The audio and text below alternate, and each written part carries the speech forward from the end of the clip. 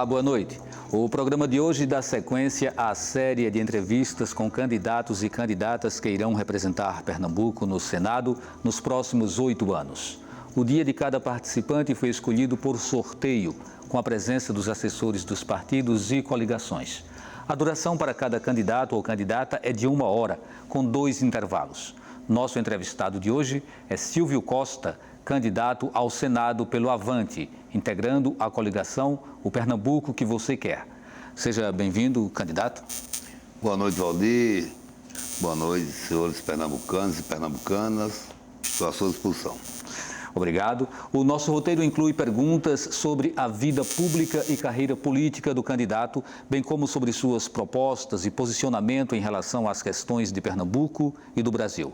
Você poderá interagir enviando perguntas ou comentários para o número de WhatsApp 81 98830 7098. Repetindo, 81 98830 7098. Lembramos que é fundamental que se identifique no início de cada pergunta com o nome e a localidade onde reside.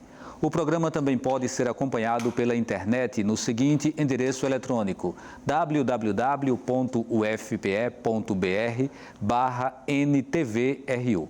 Antes de começarmos as perguntas, vamos ver o perfil do candidato Silvio Costa. Silvio Serafim Costa nasceu em dezembro de 1956, no município de Rio Formoso. Iniciou sua vida pública em 1992 como vereador do Recife, sendo reeleito no mandato seguinte. Em 2002, foi eleito deputado estadual, função que ocupou até 2006. No ano seguinte, filiou-se ao PMN, onde permaneceu até 2009. No mesmo ano, filiou-se ao PTB. Em 2013, saiu do PTB para o PSC, onde permaneceu até 2015. Saiu do PSC para o PTB e, em seguida, para o Avante, onde permanece até hoje.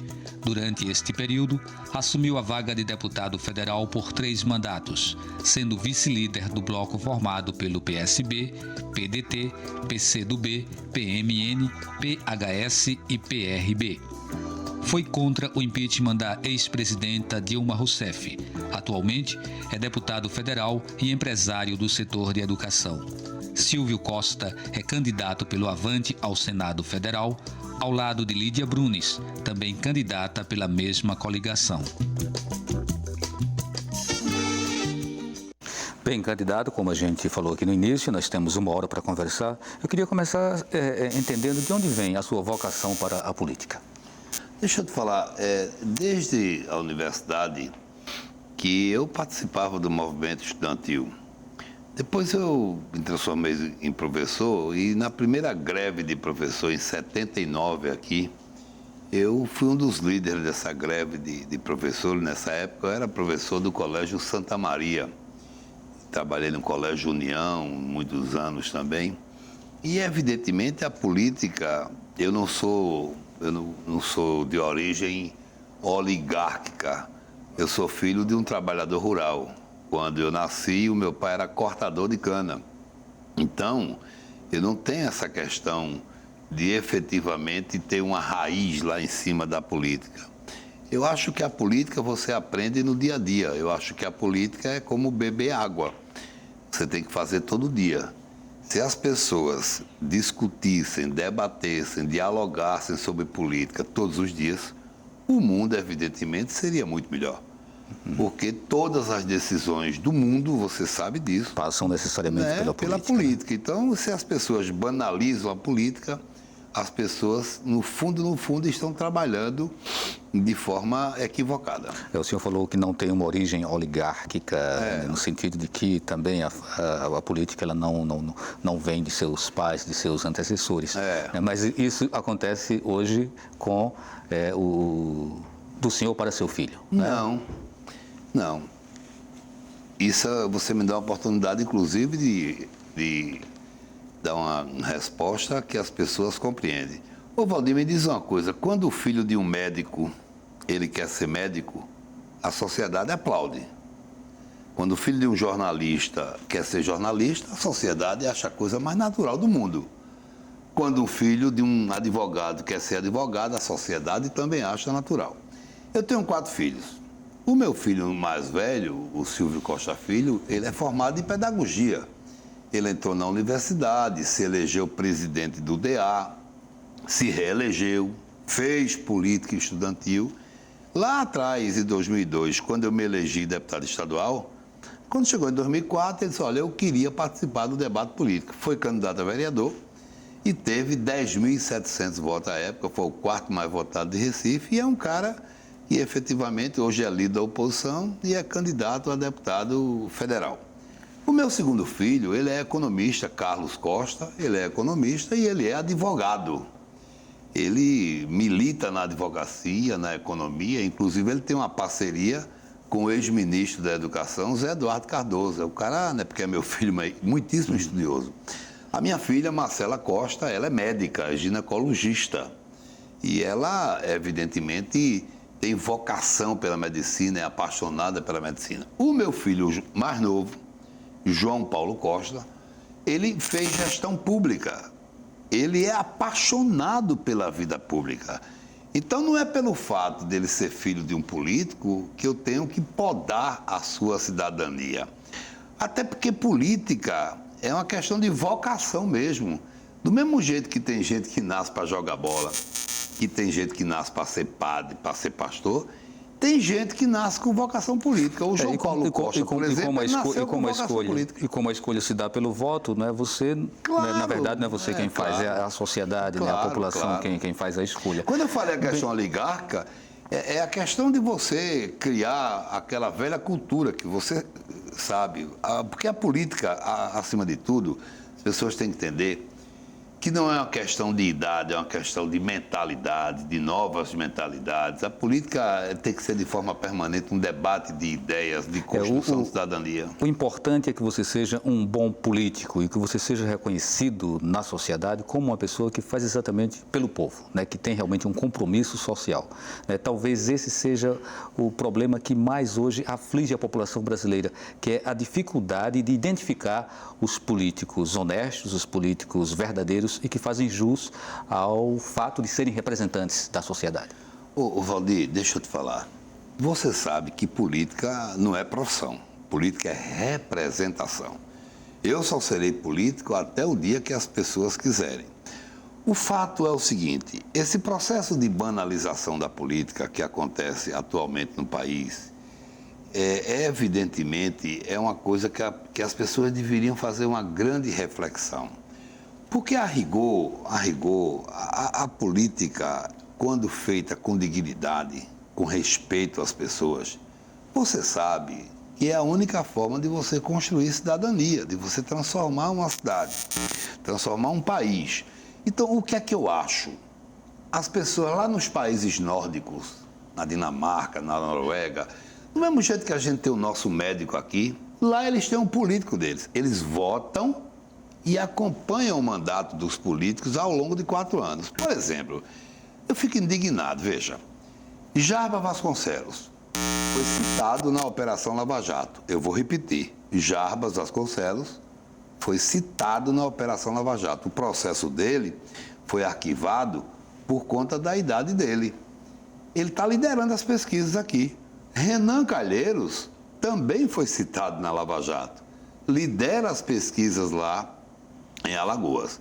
O Romero Jucá, ele foi citado na Lava Jato. Ele lidera as pesquisas lá em Roraima.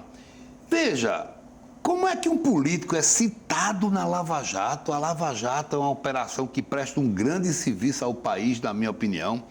Tem gente do PT que não gosta que eu diga isso.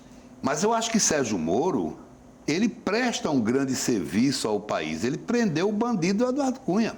Ele prendeu grandes empresários.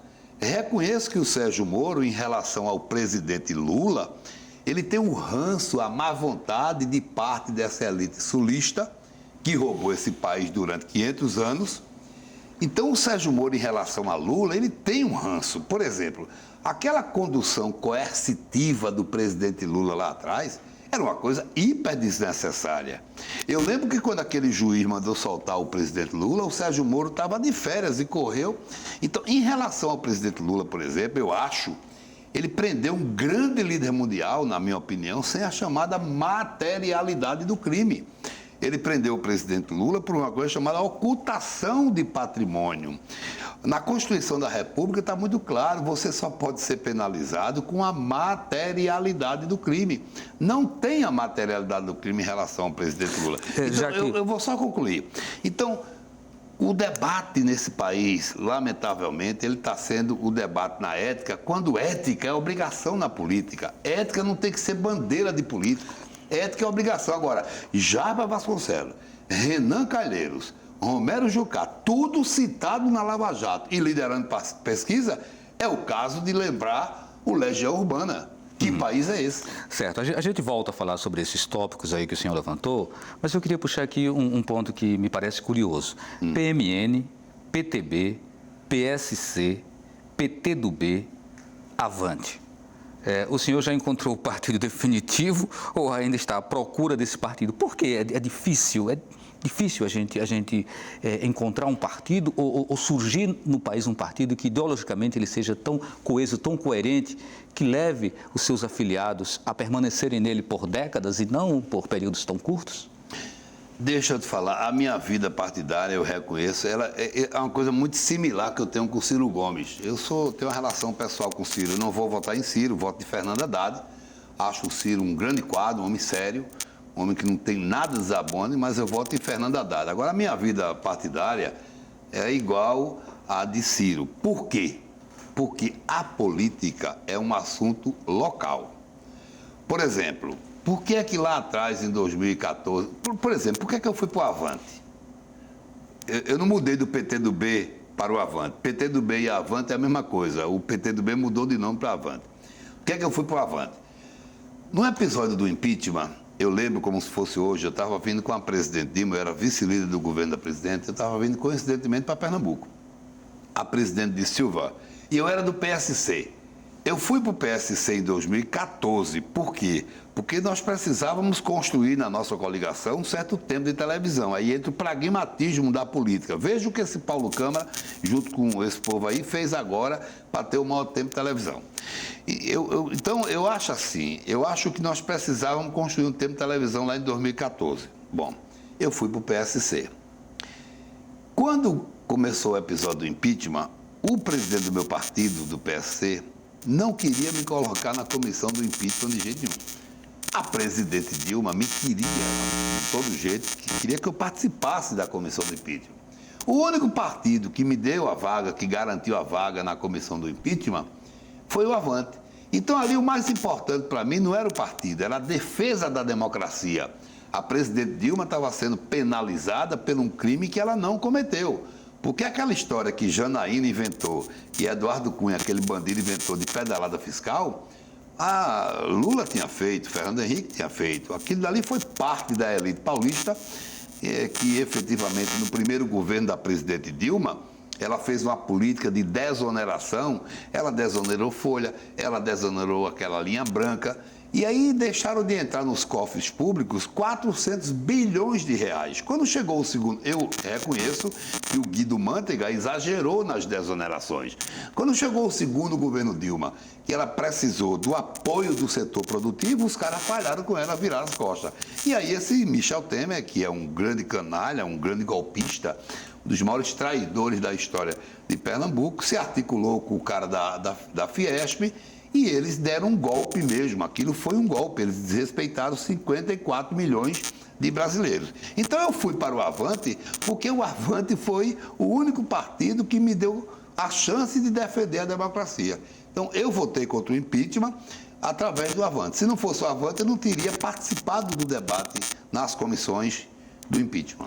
Um outro episódio que marcou o início dessas candidaturas aqui para o Senado e para o Estado foi o fato de que Marília Arraes, ela aparecia com uma grande probabilidade de ser uma candidata bem pontuada, enfim, com chances inclusive de chegar a ganhar uma eleição.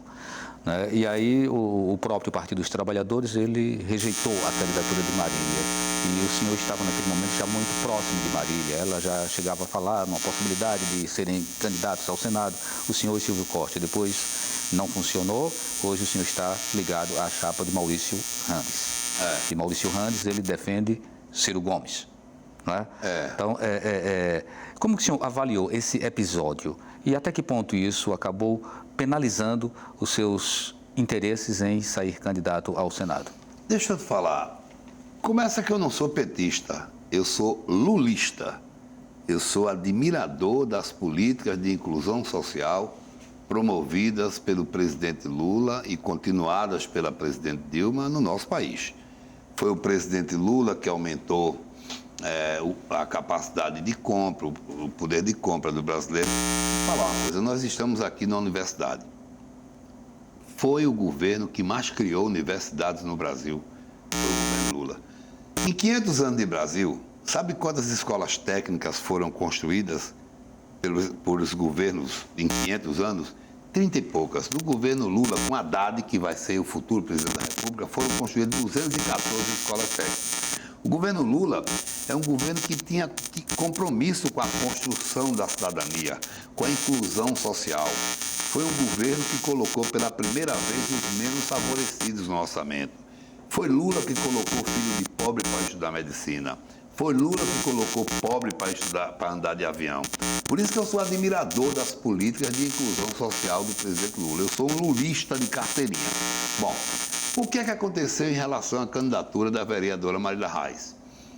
A candidatura da vereadora... Então, vamos fazer o seguinte, a gente faz um intervalo. Ok. E na volta a gente retoma a partir desse ponto. Ok. Fechado assim? Fechado. Tá bom, então a gente faz um intervalo e volta daqui a pouquinho entrevistando o candidato ao Senado, Silvio Costa.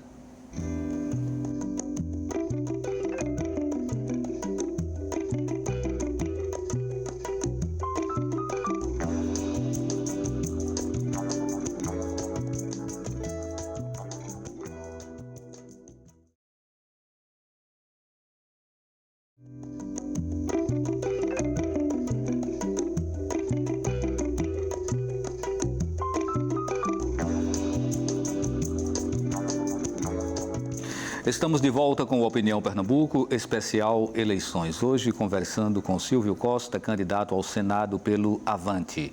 Lembramos que o canal está aberto para você interagir enviando perguntas ou comentários para o número de WhatsApp 81 988 30 7098. É fundamental que se identifique no início de cada pergunta com nome e a localidade onde reside.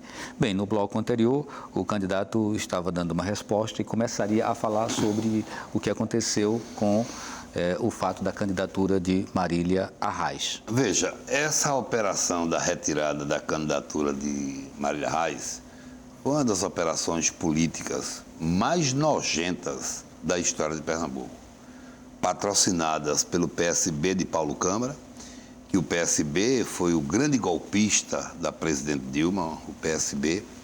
Ele traiu vergonhosamente a presidente Dilma. A presidente Dilma perdeu o mandato, outorgado por 54 milhões de brasileiros, por 34 votos. Apenas 2 deputados do PSB votaram a favor da presidente Dilma, que foi o deputado Bebeto, da Bahia, e o deputado Messias do Acre. E aí, o Humberto Costa cometeu um grande equívoco, que ele deveria ter usado a liderança dele de senador e devia ter dito à Nacional: olha, a gente até retira Marília, mas se vocês coligarem nacionalmente, se vocês deram tempo de televisão. Moral da história, o PSB não coligou, usou o PCdoB como barriga de aluguel, é tanto que deu de prêmio Luciana na vice, botaram Jarbas num palanque com o PT, com o PCdoB. Quando eu vi aquela foto de Jarbas fazendo o L de Lula livre, eu como cidadão fiquei indignado com a cena daquela. E o Humberto Costa cometeu esse equívoco. Agora, eu reconheço uma coisa, está vendo o Jarbas? O Jarbas votou em Eduardo Cunha para presidente da Câmara. Eu não respeito nenhum político que votou em Eduardo Cunha. O Jarbas votou contra o trabalhador. Ele votou a favor da reforma trabalhista. Olha, você que é trabalhador, se você votar em Jarbas, está votando contra você. Jarbas votou a favor da reforma trabalhista. Jarbas votou a favor do impeachment para tirar a presidente Dilma. O Jarbas chamava Lula de ladrão, dizia que ia ser uma cena bonita quando o Lula fosse preso. O Jarbas dizia que o PT só tinha bandido e agora estão juntos o Jarbas e Humberto Costa. Acho um equívoco dos dois. Agora veja o que é o pragmatismo da política. Para o trabalhador, com todos os erros de Humberto Costa, todos os erros, é melhor que Humberto Costa seja eleito do que Jarbas. Porque se Jarbas for eleito, vai votar contra o trabalhador. Pega o histórico.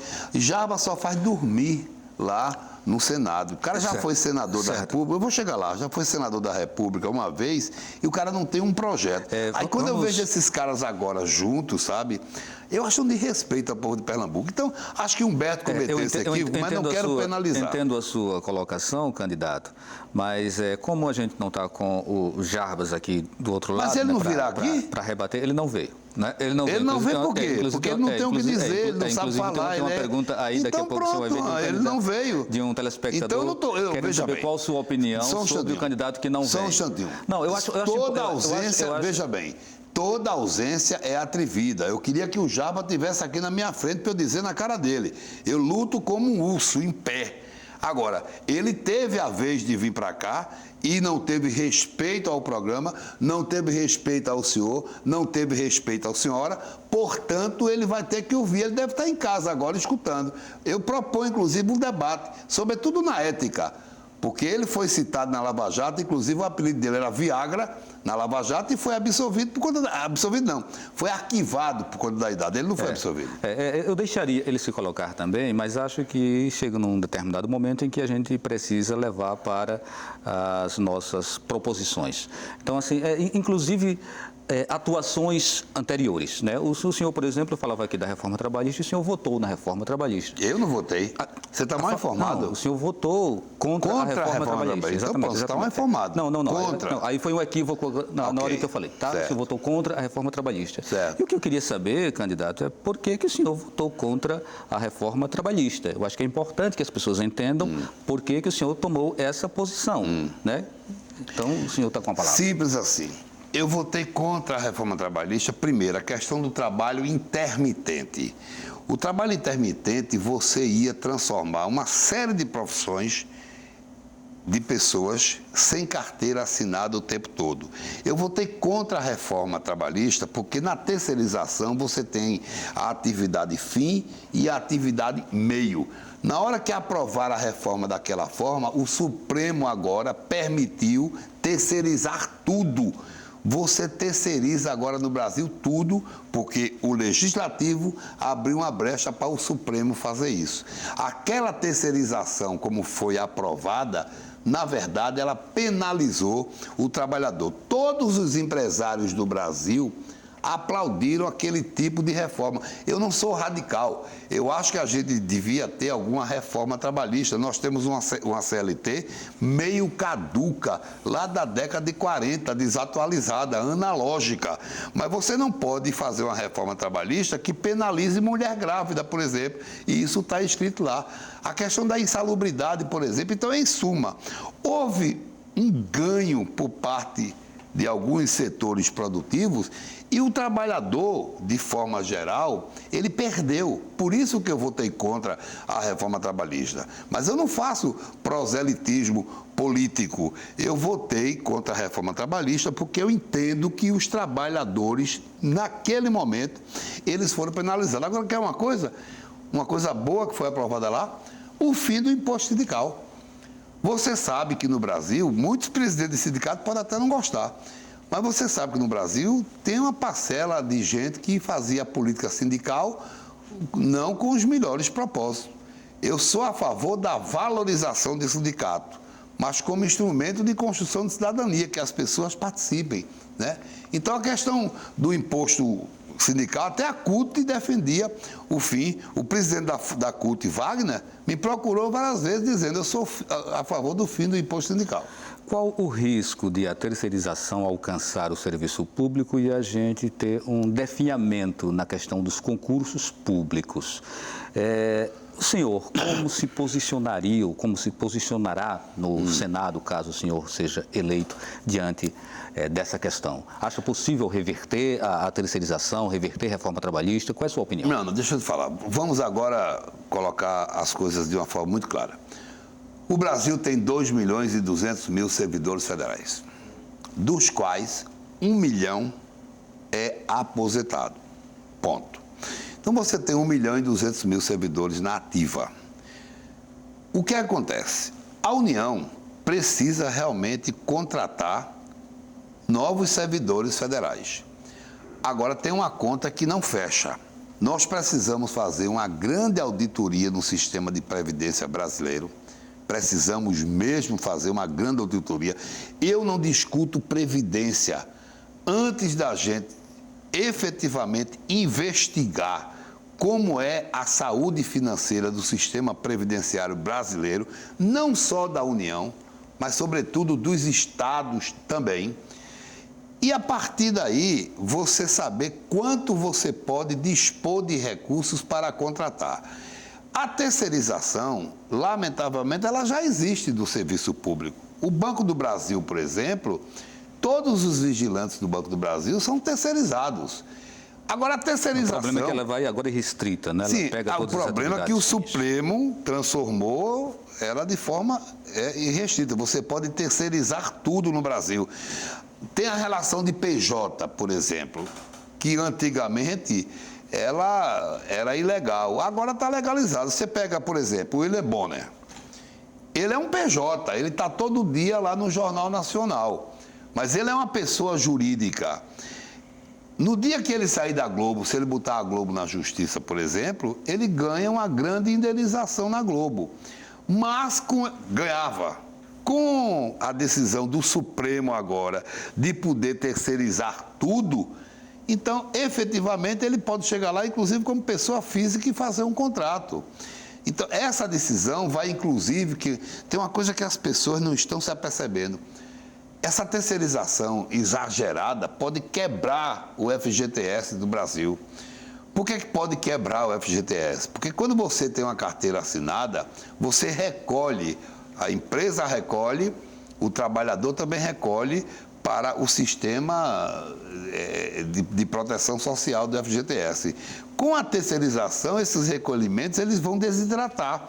E isso pode complicar a saúde financeira do FGTS. Outro ponto que o senhor já tocou aqui, bem rapidinho, foi sobre a reforma da Previdência, que quase que seria votada, né, foi suspensa, mas que pode voltar esse projeto aí, pode voltar um outro projeto. Qual é a sua opinião sobre essa reforma na Previdência? Deve ser uma reforma radical ou apenas mudar alguns pontos? A primeira questão é o seguinte: qualquer governo para fazer reforma da Previdência tem que ter legitimidade.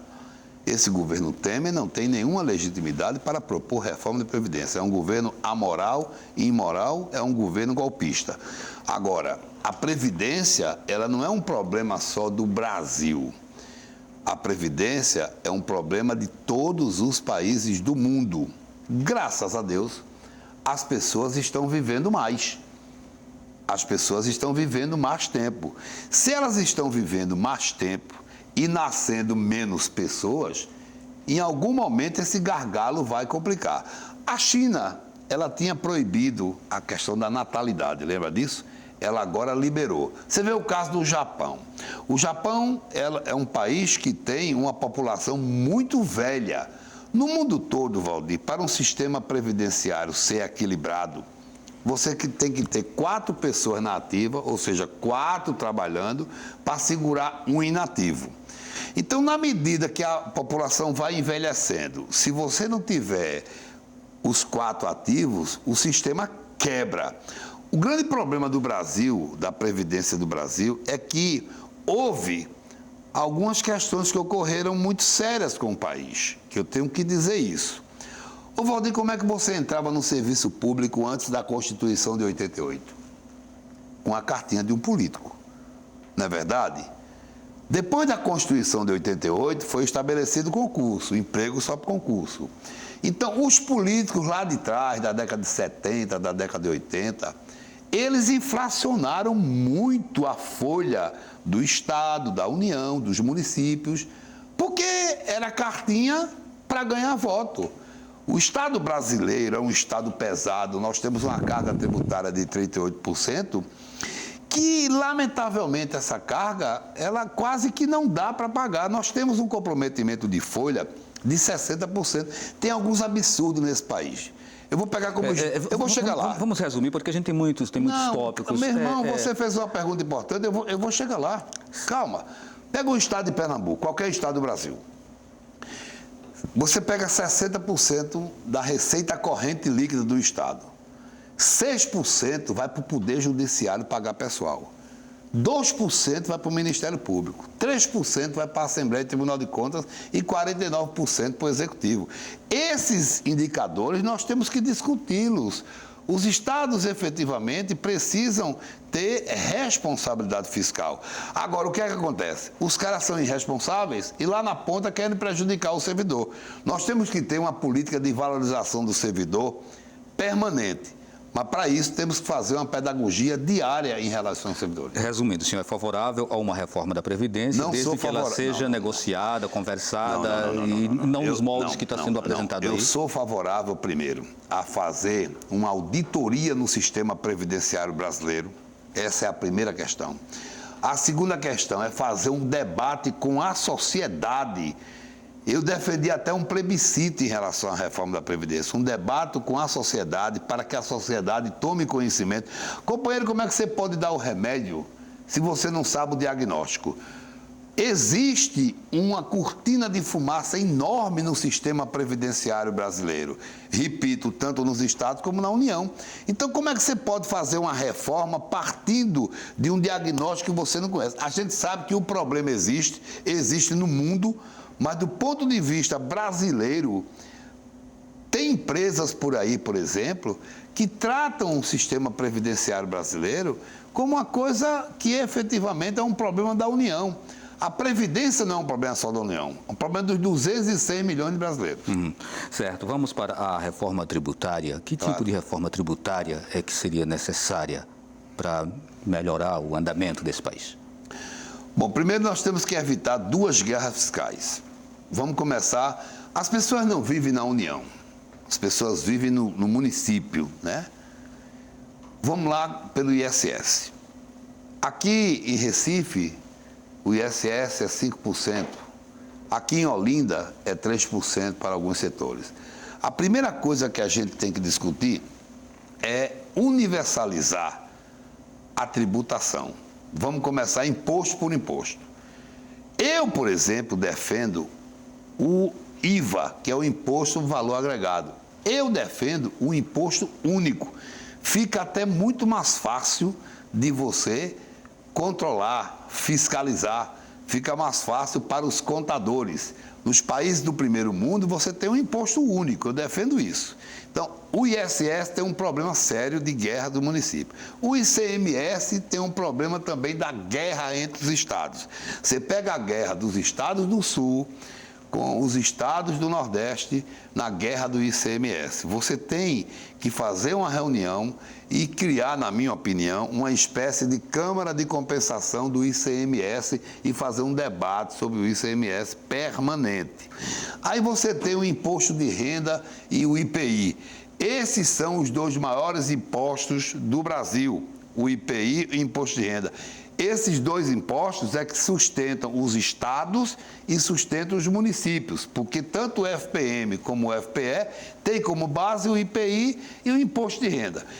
Esses dois impostos nós precisamos discuti-los e, efetivamente, alguns tributos a gente tem que extirpá-los. Outra coisa, uma coisa é imposto, outra coisa é taxa. Tem uma coisa que ninguém discute no Brasil.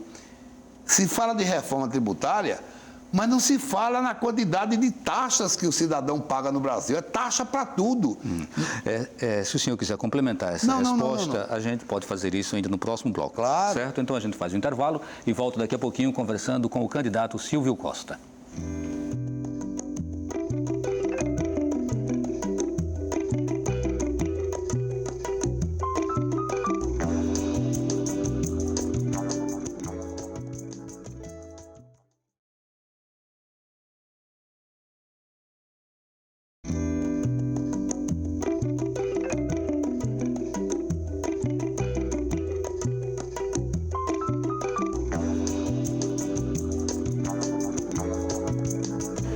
Estamos de volta com a Opinião Pernambuco, especial Eleições 2018. Hoje conversamos com Silvio Costa, candidato ao Senado pelo Avante. Lembramos que o canal ainda está aberto para você interagir enviando perguntas ou comentários para o número de WhatsApp 81 98830 7098. Bem, vamos então aqui para a pergunta do Edvan de Tegipió. Temos um candidato ao Senado que sempre foi contra o PT e hoje está coligado com o PT. O senhor faria a mesma coisa se eleito senador, apoiar um partido que o senhor sempre criticou? Não, porque eu tenho vergonha na cara, né? Quem não tem vergonha na cara é quem não tem lado na política. A minha história, modesta parte, é a história da lealdade, da coerência, da ética. Eu repito, ele está falando de Jarbas. Jarbas agarrado com o PT e fazendo o L de Lula, na minha opinião, é a cena mais ridícula da história de Pernambuco e é um desrespeito ao povo de Pernambuco. Cleiton de Jaboatão. Deputado Silvio Costa, o que o senhor acha sobre esse ataque a Bolsonaro? Olha, o Bolsonaro, com todo respeito aos eleitores de Bolsonaro, eu convivo com o Bolsonaro há 12 anos, tá? Eu acho que o Bolsonaro é um grande marqueteiro, né? Eu respeito quem vota em Bolsonaro, mas não concordo. Acho assim, e é até bom que o voto dele fique duro, porque Haddad vai para o segundo turno e ganha a eleição. O Bolsonaro decorou algumas frases, tipo, bandido bom é bandido morto. Tem gente que gosta dessa frase. O Bolsonaro defende a volta da ditadura. Tem gente que defende a ditadura. O Bolsonaro agride as minorias. Tem gente que acha que deve agredir as minorias. O Bolsonaro, na verdade, ele é do Rio de Janeiro. Os mais jovens não lembram, mas na década de 70 tinha um deputado chamado Amaral Neto, que era do Rio de Janeiro, que só falava em pena de morte.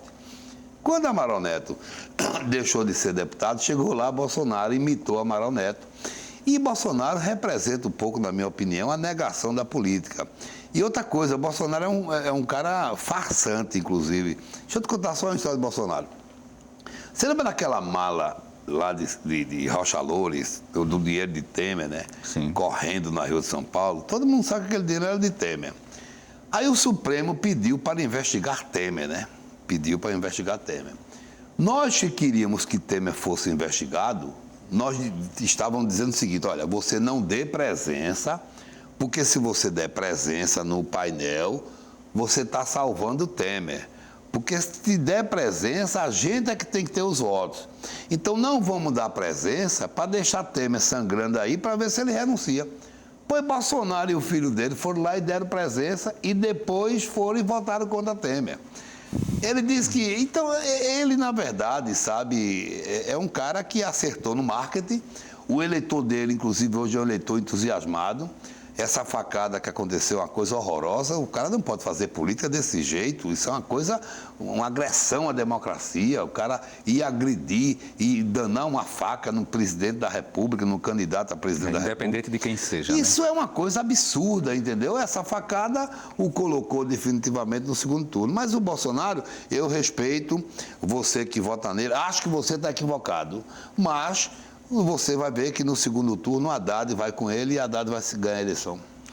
O Rodrigo Soares do Bom Dia, o candidato tem experiência na educação. No Senado Federal, na educação, não está fazendo falta um grande pacto entre a União, estados e municípios para as melhorias e as metas para a educação nacional? Olha, veja bem, primeiro o seguinte, o sistema educacional brasileiro, sazonalmente ele é repensado, mas eu sempre defendi, por exemplo, uma coisa básica, uma coisa primária que qualquer pessoa tem que saber. Eu acho assim, sabe, nós temos que aumentar a carga horária de português e matemática lá no ensino básico. Veja, Valdir, a internet é uma coisa interessante. Do mesmo jeito que a internet ela faz um bem para a humanidade, ela tem alguns efeitos colaterais. Observa as redações de vestibular hoje, a quantidade de erros que tem de português. Porque quando um jovem ou qualquer pessoa vai escrever na internet, a própria internet mecanicamente tá. As pessoas não estão mais escrevendo. As pessoas não estão lendo. É preciso que a gente faça um debate sobre a questão da relação rede social, educação. Uma coisa é informação, a outra coisa é formação. Veja como é paradoxal. Na década de 60, o jovem tinha muito mais formação do que informação. Grande parte hoje, você dá uma ideia, veja que dado absurdo. De cada 10 jovens brasileiros, 9 não leram 10 livros. Jovem de 15 anos, velho. De cada 10 jovens de 15 anos, 9 não leram 10 livros. Então, é preciso que as pessoas entendam que um homem que lê, em qualquer situação, é superior como lê. A gente tem que pegar a escola e estimular a leitura, porque quais são os programas de governo aí? Lê o guia eleitoral? Vou construir uma escola, vou aumentar o salário. É tudo a mesma coisa. Ninguém tem um debate diferente para a educação. Exatamente. Marconi Abreu, daqui do Recife, o senhor falou do fim do imposto sindical. Para os sindicatos pequenos foi ruim perderem recursos, mas para grandes sindicatos aumentou a arrecadação com o desconto em folha no dissídio. Olha, veja, o que eu defendo é o seguinte: o Brasil era um dos poucos países do mundo que o cara não era sindicalizado, mas descontava um dia de salário na Constituição. Era um dos poucos países do mundo que tinha o imposto sindical na Constituição. Eu não acho isso justo. Eu acho que o sindicato tem que ser vivo, tem que ter voz, tem que ter vez. Mas para isso ele tem que ganhar militantes, tem que ganhar adeptos. Você não pode forçar ninguém a pagar o imposto sindical. Isso é invasão de cidadania. Você pode estimular a pessoa a pagar o imposto sindical, convencer essa pessoa da importância do sindicato, mas não impor. A imposição não chega a lugar nenhum. Anderson Flávio de Ribeirão, os parlamentares brasileiros são conhecidos como os mais caros e ineficientes do mundo. Com essa informação, o senhor seria a favor da redução pela metade do salário do parlamentar e dos assessores? Ô, Valdir, esse cara me dá um... Rapaz, eu acho que esse cara só poderia ser eleitor meu, sabe por quê? Valdir, quando eu cheguei em 2007, Valdir, lá na Câmara, o primeiro projeto que eu apresentei foi o PLP 14. Há pouco tempo eu falei dos indicadores em cada estado, que era assim, 6% para pagar judiciário, 2% para pagar Ministério Público. Pois eu entrei com um projeto de lei diminuindo esses percentuais exatamente para diminuir salário de parlamentar, do judiciário, do Ministério Público, esses 3 aí. Eu acho que esse debate tem que existir. Agora, não dá para fazer, como alguns estão fazendo agora, demagogia, sabe? Chega na época da eleição, é muita demagogia. Vamos reduzir isso. Agora, nós precisamos ter esse debate. Congresso Nacional é caro mesmo.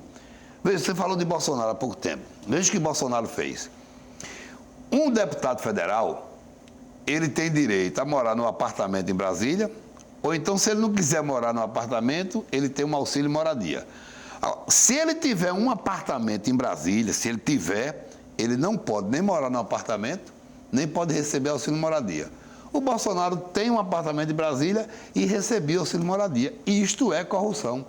Corrupção não é só 1 bilhão, corrupção é 1 centavo. Então, isto é corrupção. Esse é o tipo de cara que está liderando as pesquisas no Brasil. Esse cara é um colo piorado. Mas tudo bem, eu respeito, é a democracia. Se ele ganhar, daqui a 4 anos a gente tira, mas é o debate. Eu não defendo ditadura, eu defendo o voto, e o voto é livre e soberano. Candidato, o Brasil vive hoje uma crise profunda de desemprego. Né? São quase 13 milhões de pessoas desempregadas. Aqui em Pernambuco, quase 700 mil pessoas desempregadas. E atribui-se muitas vezes o problema do desemprego à crise. Mas as crises, elas devem ser sazonais, né? Elas devem ser passageiras. Só que para isso é preciso ação. Quais são as ações, de fato, que vão tirar o Brasil do buraco em que se encontra? Olha, primeiro você já ouviu falar, eu sou adepto de Keynes, da teoria de Keynes, da teoria econômica de Keynes.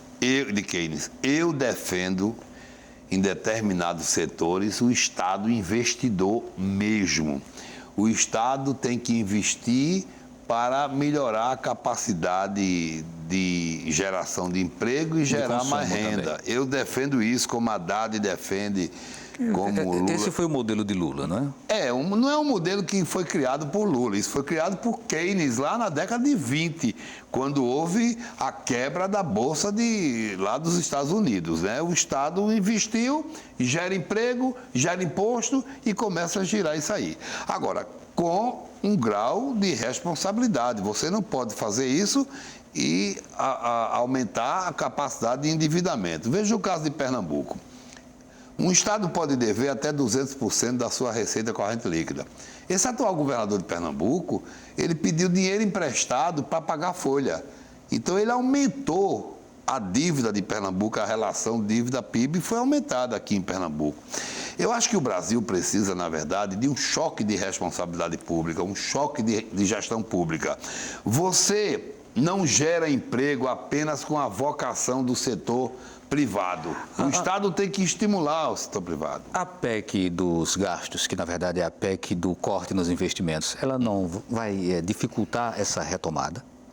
Olha, você me dá uma oportunidade também ímpar de explicar isso. Ó, você sabia que essa PEC, eu votei a favor, essa PEC chamada que depois botaram o apelido de PEC do fim do mundo, que era a PEC 241, sabe quem idealizou essa PEC?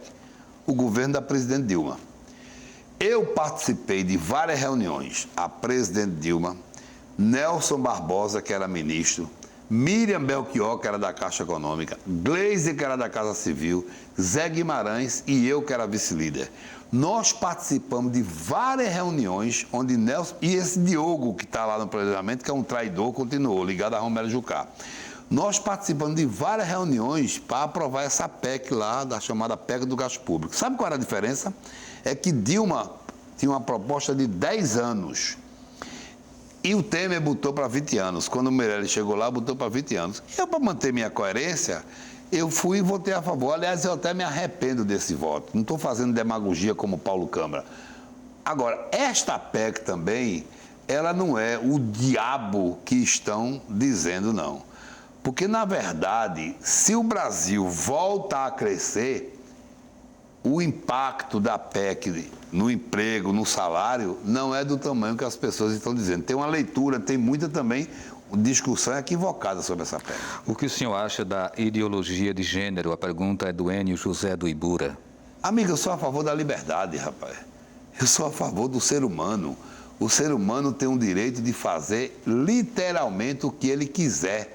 Então, desde que respeite a Constituição de cada país, desde que respeite os seus limites. Eu sou contra qualquer tipo de retaliação. Eu sou a favor da vida, eu sou a favor do amor. Eu defendo todas as formas de amor, velho. Eu não sou careta, eu sou hétero, mas defendo todas as formas de amor, velho. Dimas da Várzea, como destravar essas 1.543 obras paradas, totalizando aproximadamente 5 bilhões de reais? Ele fala das obras paradas de Pernambuco ou da União? Porque Pernambuco eu não sei se tem. Tem muita obra parada. Esse número, né? Mas enfim, qual é a medida para resolver o problema de obras paradas? Deve ser a mesma, né? É tirar o gestor incompetente, votar bem e botar um gestor competente. Rapaz, a única saída para a gestão pública, Valdir, o senhor, a senhora, é votar bem, é votar em gente preparada, é votar em gente séria, ética. Mas as pessoas estão confusas, estão muito... Ô, Valdir, sabe uma das melhores coisas que inventaram nessa eleição? Um aplicativo chamado Detector de Corrupto. Ô, Valdir, eu tenho 4 netos, Valdir.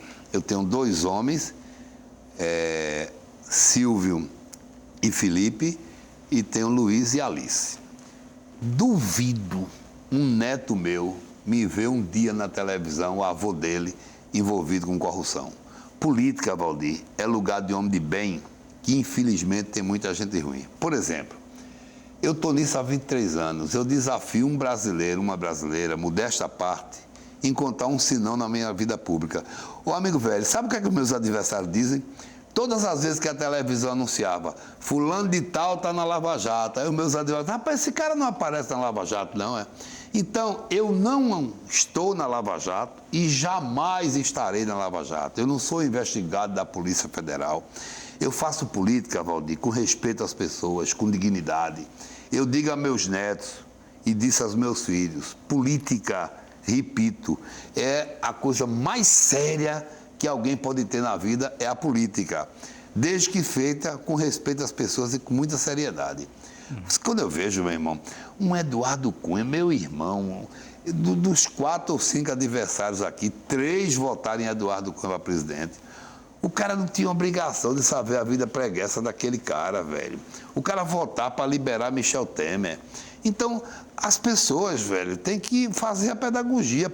Eu queria que o senhor e a senhora analisassem o nosso currículo para a próxima eleição do dia 7 de outubro. Candidato, estamos chegando ao final do programa. No instante passou uma hora. No instante passa, não é? E aí o senhor tem 1 minuto para suas considerações finais para dizer por que é candidato ao Senado por Pernambuco. 1 minuto. Mas passar 30 ou se passar 10 segundos ou 5 não tem problema não. Olha, deixa eu te falar. Eu quero dizer ao senhor, à senhora, que sou candidato ao Senado por Pernambuco, porque, modéstia à parte, independente de quem esteja no governo, eu acho, preparado para representar o nosso Estado lá no Senado Federal. Eu repito, não estou na Operação Lava Jato, não fui citado, não sou investigado pela Polícia Federal, faço política com respeito ao senhor, com respeito à senhora. Se for o desejo majoritário do povo de Pernambuco, no próximo dia 7 de outubro, a gente pode ser eleito e a gente estará no Senado Federal. E jamais eu vou decepcionar o povo de Pernambuco e muito menos a minha família, que é a coisa mais sagrada de minha vida e, sobretudo, os meus netos jamais passarão vergonha, terão vergonha do avô deles. Candidato, a gente agradece a sua participação. Agradecemos também a você que mandou perguntas, algumas, inclusive, por conta do tempo e também outras que chegaram já no finalzinho, não deram para ser feitas. Não deu para fazer aqui no programa, mas a gente pode até repassar para o candidato. Então, a Opinião Pernambuco de hoje fica por aqui. A todos uma boa noite e a gente volta amanhã com o Opinião Normal e na quinta-feira com a candidata ao Senado, Adriana Rocha, da Rede Sustentabilidade, dentro do quadro Eleições 2018. Então, boa noite e até lá.